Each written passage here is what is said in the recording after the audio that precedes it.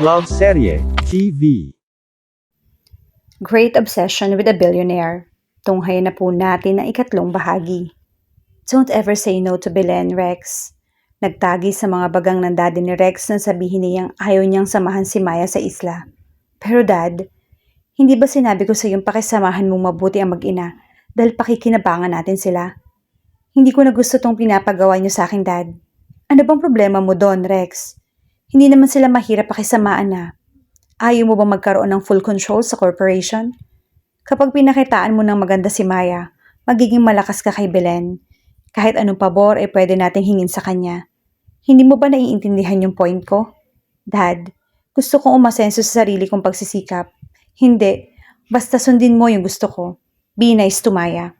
Pinalikuran lamang ni Rex ang ama. Pagkatapos niya mag-excuse dito, wala na rin saysay kung mangangatwiran pa siya. Alam niyang hindi ito pwedeng kontrolahin.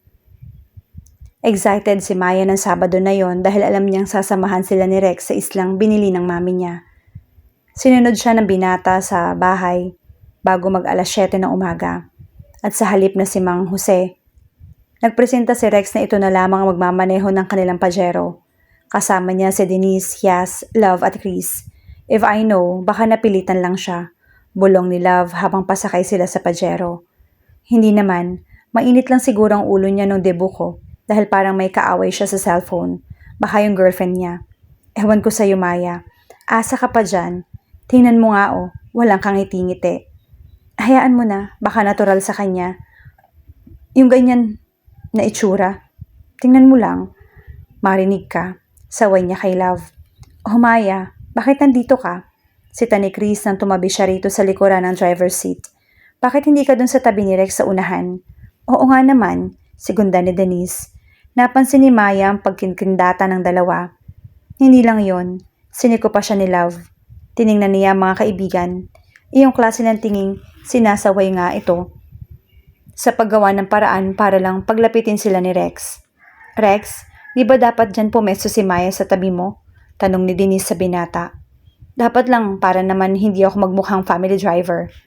Hindi niya alam kung nadala siya lang kagaspang ang ipinakita ni Rex nung debut niya dahil pakiramdam niya ay may kalakip na cynicism ang pagkakasabi nito. Gusto rin itong lumipat sa unahan pero hindi dahil gusto niya makatabi kundi dahil ayaw niya nitong pagmukhaing driver. Pasalamat ka't mahaba yung pasensya ko sa loob-loob ni Maya habang lumilipat sa unahan. Kahit anak siya ng milyonaryong si Belen Escudero, kahit kailan ay hindi siya nagpatratong prinsesa, ni hindi siya marunong magtaray. Nasa highway na sila nang mapansin niya ang isang picture ng magandang babae na nakapatong sa dashboard. Parang pamilyar sa kanya mukhang ito. She's my ex-girlfriend, sagot ni Rex nang hindi na siya makatiis magtanong. Si Trixie. She's a former Binibining Pilipinas finalist. Dagdag nito na may pagmamalaki sa tono. I see. Kaya pala pamilyar yung mukha niya. Ang swerte mo naman. Naging girlfriend mo pala siya. I love beautiful women, sabi nito habang nakatutok sa unahan ng mga mata. I love beautiful women, nag-echo iyon sa isip ni Maya. Pagkatapos ay nakaramdam siya ng pag-iinit ng mga pisngi. May feeling siyang pinamumukha ni Rex na wala siyang pag-asang mapansin nito. Mabuti na lang at may nakasaksak na earphone sa mga tenga ni na Denise at Yas, kaya hindi narinig ang pahapyaw na pananakit ni Rex sa damdamin niya. Si Chris naman ay nakapikit at mukhang naiidlip na. Napansin ni Maya na mabilis ang takbo ng sasakyan. Ayun lang niya nalaman na ganoon pala kabilis magmaneho si Rex. Hindi niya alam kung likas ito o gusto lamang ipakita ang travel time niya. Ilang ulit na halos tumalbog sila kapag napapadaan sa lubak. Hindi mabilis yung takbo natin, no? Reklamo ni Denise sa nanunuyang tono. Baka naman pwedeng bagalan mo ng konti. Feeling ko hindi naman tayo aabutan ng pagbuka ng lupa eh. Bakit ba kasi tayo nagmamadali? Denise, saway niya, nilingon ito.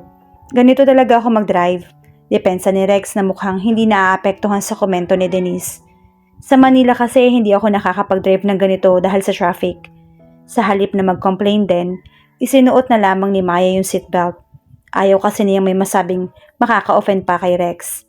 Pero hindi pa niya naisusot ang seatbelt nang bigla siyang sumubsob sa dashboard, kasabay ng malakas na tilian ng mga kaibigan. Pakiramdam niya ay nauga ng husto ang kanyang ulo. Nauntog siya sa windshield. Mukhang napisak pa ang ilong niya sa lakas ng pagkakangudngod sa dashboard. Ano ba yan?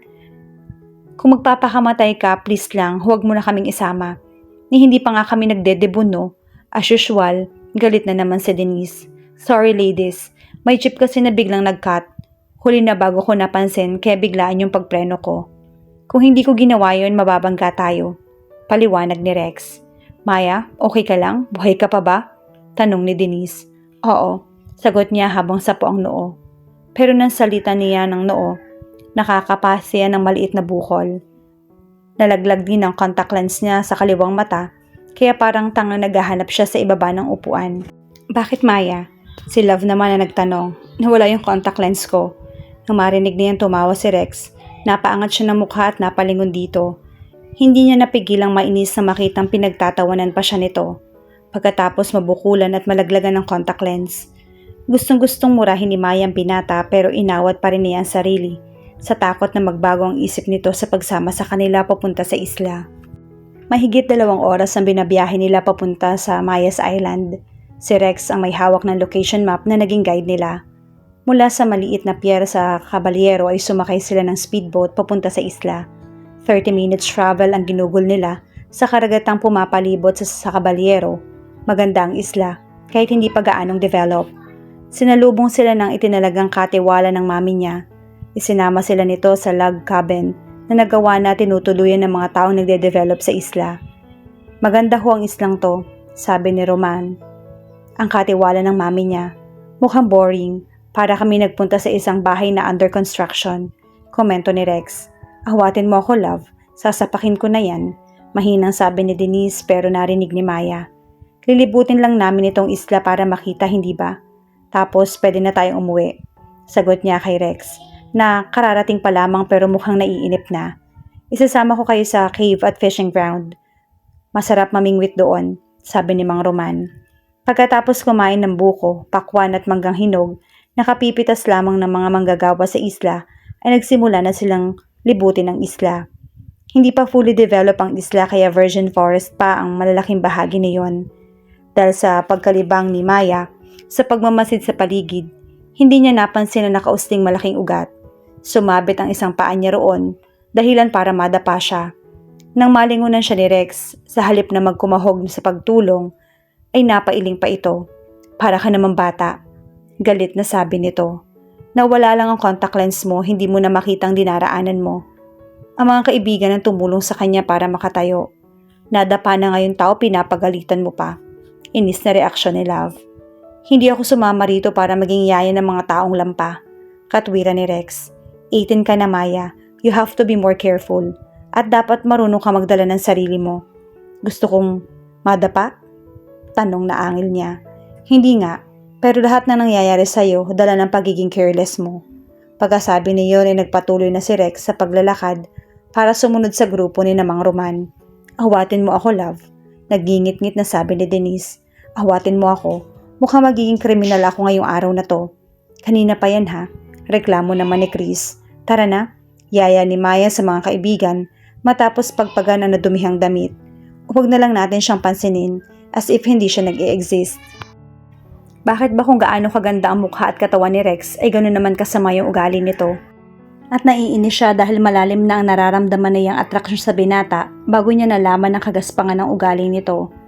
Dinala sila ni Mang Roman sa bahagi ng isla na masarap na mangwit ng isda habang sakay sila ng isang malaking bangka. Pare-pareho silang may hawak na pamingwit. Nagulat si Maya nang maramdamang bumigat ang rod ng kanyang pamangwit.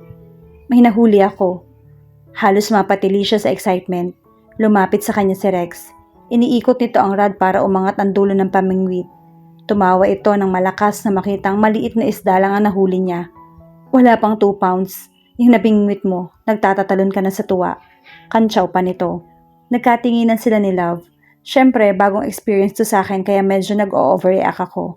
Naiinis na katwiran niya. Saka inihagi sa harap nito ang maliit na isdang nabingwit. Hindi ko kailangan yan. Makikita mo mamaya kung gaano kalaking isda ang kaya kong bingwitin. Inirapan lang niya ito. Hinila siya ni Love palayo kay Rex. Iyan ba ang lalaking iniilusyon mo? Nang magsabog ng kaantipatikuhan ang Diyos, dilat na dilat ang mga mata niya. Nakabukas ang kamay niya at nakangangapa kaya nasalo niyang lahat. Dadmahin na lang natin siya, love. Maya-maya ay si Rex naman ang humila ng rad para maiangat papunta sa bangka. Ang nabingwit nito, base sa pagka-bend ng rad ay mabigat ang nasa dulo niyon. Excited na naghintay ang lahat na maiangat nito ang nahuling isda. Wow, salmon yan ah, bulalas ni Mang Roman. Nang makita ang nabingwit na binata, iyan ang hinuhuli, hindi yung apo ng dilis. Natatawang pasaring nito. Ang yabang ng ibang tao dito. Nangahaba ang husong sabi ni Denise. Hayaan mo na siya. Mahinang saway ni Maya. Makakabingwitin tayo ng ganyan. Hindi nga nagtagal ay bumigat ang kanyang rad. Ibig sabihin ay mabigat ang kumagat sa pain niya. Malaki rin ang isang nahuli niya. Ay, malaki ang nahuli ko. Dali, tulungan niyo ako. Bulalas niya dala ng excitement. Paikutin mo yung rad mo para maiangat mo dito sa bangka ang nahuli mo, sabi ni Rex. Pero bago pa yun magawa ni Maya, ay lalong bumigat ang dulo ng pamingwit. Sa liit niya, natangay siya niyon sa gilid ng bangka. At sa pag-aalalang mabitiwan yon, nawalan siya ng panimbang at halos matangay ng bigat ng pamingwit. Bago pa siya mahawakan ni Rex ay nahulog na siya sa tubig. Maya! Halos sabay-sabay na tili ng mga kaibigan. Tumalon si Mang Roman sa tubig para saklolohan siya. Tinulungan din siya nitong maibalik sa bangka. Akala ko ba ikaw ang namimingwit ng isda? Bakit ikaw yata nabingwit ng isda? Pangangansyaw ni Rex. Walang hiya ka talaga? Galit na sabi ni Yas. Nakuha mo pang pagtawanan ng kaibigan namin? I'm sorry. Hindi ko lang mapigil yung sarili ko. Iyan kasing kaibigan nyo. Hindi ko alam kung may kakambal na kamalasan.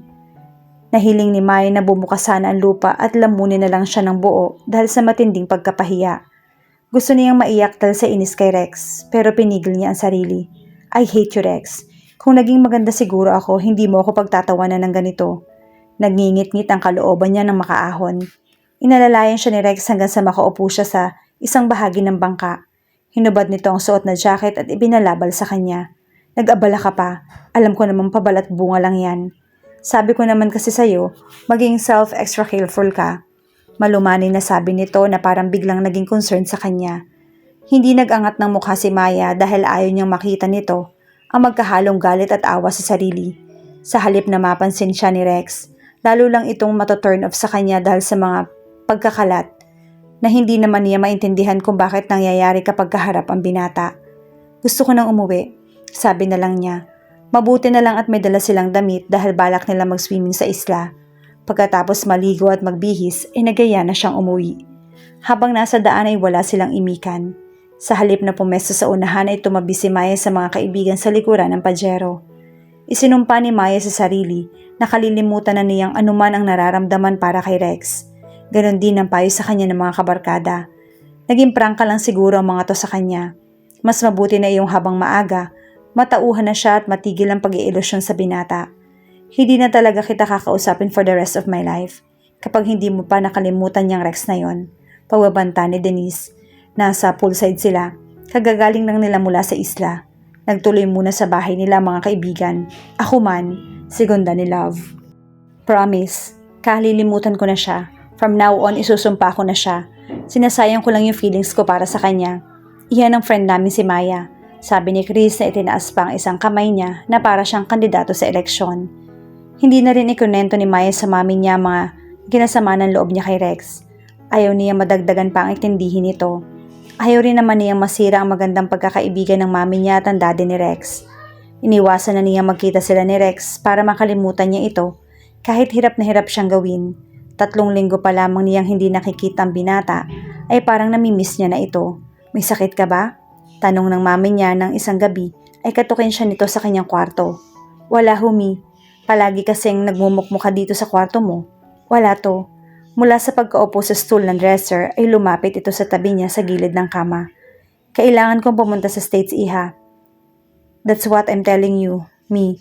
Kailangan nyo na magbakasyon kahit sandali. Masyado na kayong subsob sa trabaho. Baka matagalan ang bakasyon ko doon, iha. Kaya pagbibilin ko sa iyo ang lahat. Total marami namang umaalalay sa iyo. Nandyan si Nancy.